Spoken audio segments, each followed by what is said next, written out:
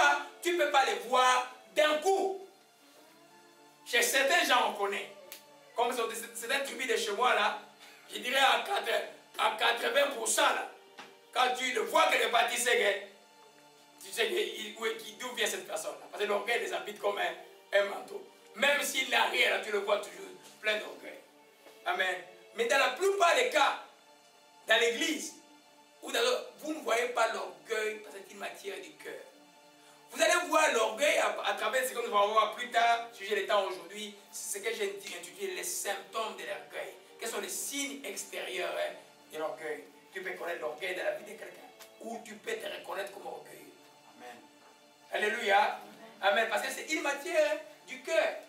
La Bible, le proverbe dit, l'orgueil d'un homme la baisse, mais celui qui est humble d'esprit, humble du cœur, alléluia, obtient la gloire. Alléluia. Un autre dit que l'orgueil précède la chute. Amen.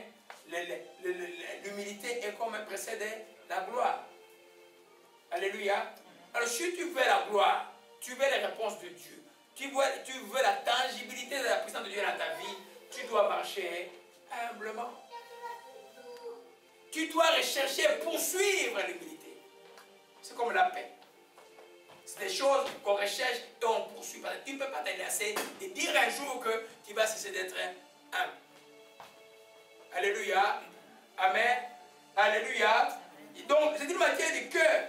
C'est pourquoi, si ton cœur est orgueilleux, c'est un cœur totalement empoisonné. Or, la Bible dit que c'est de l'abondance du cœur que la bouche est. Si ton cœur est emporté d'orgueil, et quand tu parles, on va y revenir, tu vas voir l'arrogance est là. Oh, l'arrogance est là. Tu vas voir la vantardise est là. Tu vas voir les querelles sont là. On va voir ça plus tard. Tu vas voir les mensonges sont là. Tu vas voir les mépris des autres là. L'envie est là. Donc, tout ce qui représente les diables, vous allez dans Romains chapitre 1, la description déjà de ces temps ici, tout cela tu vas le voir dans ta vie. Donc c'est quelque chose de très très dangereux. Souvent des choses arrivent par palier. Dieu dit arrête, tu continues avec l'orgueil. Et puis il arrive par Dieu. Moi tu te retrouves, mais comment je me suis retrouvé avec moi dans cette attitude? Parce que simplement tu n'as pas écouté. Alléluia. Amen. L'orgueil est quelque chose d'extrêmement dangereux, mais il est subtil parce qu'on ne peut pas le voir d'emblée. Alléluia. Amen. Vous voyez que, prenons l'exemple. Si tu veux être un chrétien solide dans ta vie de prière, quand tu commences à prier, la première chose que tu fais, c'est quoi? Tu confesses péché.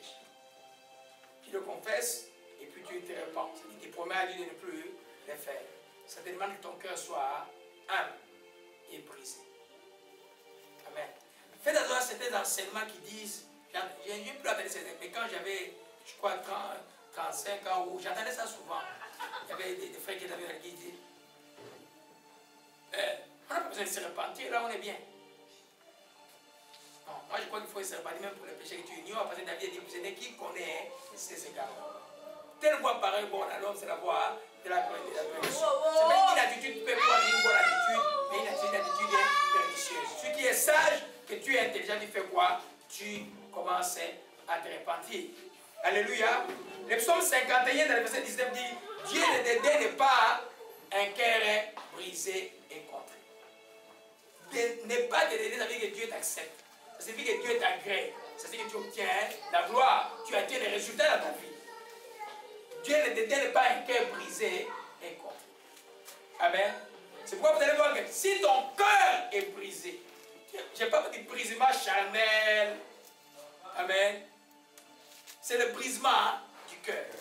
Un cœur qui se répand devant Dieu, qui pleure devant Dieu, qui voit, qui dit Seigneur, ça te dit aide-moi à me voir, montre-moi mon cœur. Et quand Dieu te montre, tu pleures. Seigneur, voyez un peu, ces cœurs-là, Dieu ne peut pas l'abandonner. Dieu ne peut pas les dédaigner. Amen. Un cœur qui n'a pas une autre opinion de soi-même. Alléluia. C'est parce que si toi dans ta prière, tu ne règles pas la matière du cœur, beaucoup gardent des choses, souvent dans les manques de pardon aussi. Si tu n'arrives pas à pardonner l'autre, des fois c'est dur, je vous dis, des fois c'est extrêmement dur. Et je vous enseigne des choses que j'ai faites. C'est faisable et puis ça passe. Ça signifie que vous bénissez la personne simplement, vous marchez. Comme c'est l'été, là, vous sortez, vous allez dans un parc, là, vous baissez pendant 40 minutes la personne. Vous allez vous après la paix, vous commencez à chanter. Alléluia. Amen. Les cœurs. Amen. Parce que si ton cœur est colonisé par l'orgueil, tu ne peux rien recevoir de Dieu.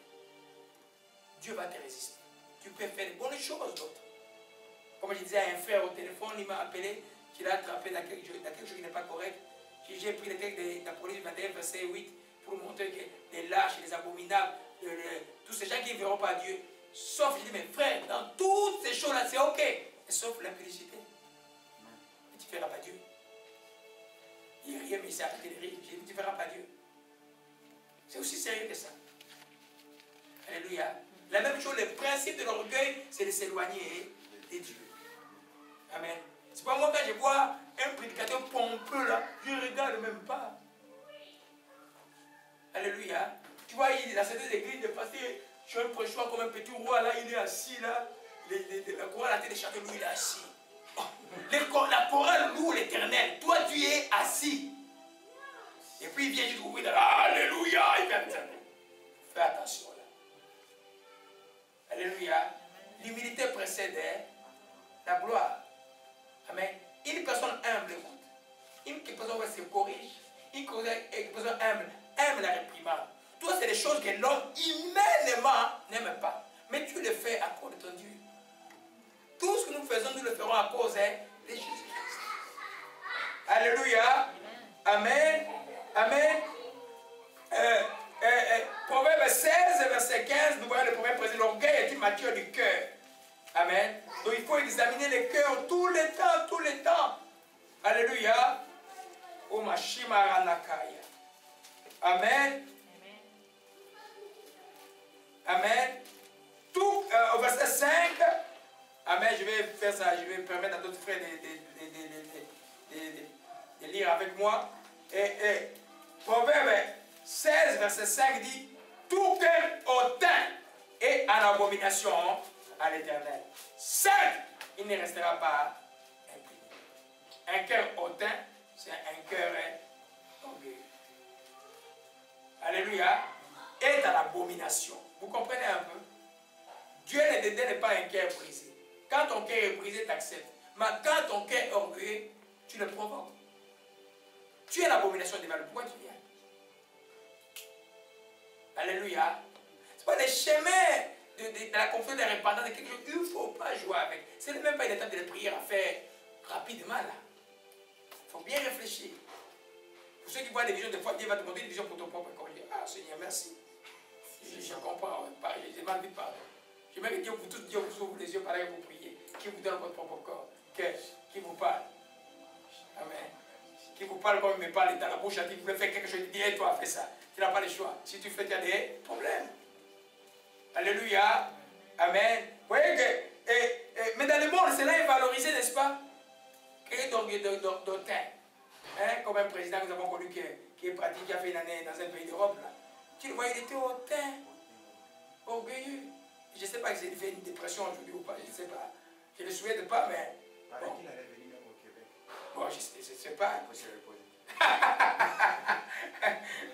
Oh mon coach, mon frère, je prêche. Alléluia. Amen. Donc l'arrogance, c'est le verset 18. L'arrogance précède la ruine et l'orgueil précède la chute. Amen. En fait, l'arrogance est un secteur de l'orgueil. Celui qui est arrogant dans son cœur, c'est l'orgueil qui vient. La bouche qui se bande tout le temps. Un de mes frères avait des problèmes très très sérieux. J'ai prié pendant 7 ans. J'ai dit, mais je vais encore faire comment? J'ai déjà fait un jeûne de 3 jours sec pour toi. J'ai fait toutes les choses que j'ai fait. Mais pourquoi les choses ne marchent pas? Un jour, il dit, on va encore gêner. L'esprit dit, l'orgueil! Je lui ai dit, frère, c'est l'orgueil dans ta vie. Maintenant, il faut que tu ailles sur l'enseignement sur le secteur de l'orgueil, tu comprends c'est quoi l'orgueil, tu vas le laisser. Mais j'ai découvert il n'y a pas longtemps qu'il est toujours dans ces choses-là. Parce qu'il croit inventer une chrétienté de sa propre tête. La chrétienté ne peut pas être nôtre. La chrétienté, c'est que Jésus enseigne. Dans les cas d'espèce, il me faisait croire qu'il avait arrêté de fumer, mais il continue à fumer depuis 5 ans. Il continue à boire sa petite bière depuis 5 ans. Et puis, j'ai fait un tour chez lui, j'ai trouvé cela. Lui, il allait appeler les autres. Vous dites, c'est bon, on va accuser chez le pasteur. Il dit, non, je suis venu juste faire un tour. Dieu résiste aux orgueilleux. Il fait grâce aux hommes. Amen. C'est pourquoi les gens, pourquoi l'orgueilleux, son problème principal, il a honte des gens.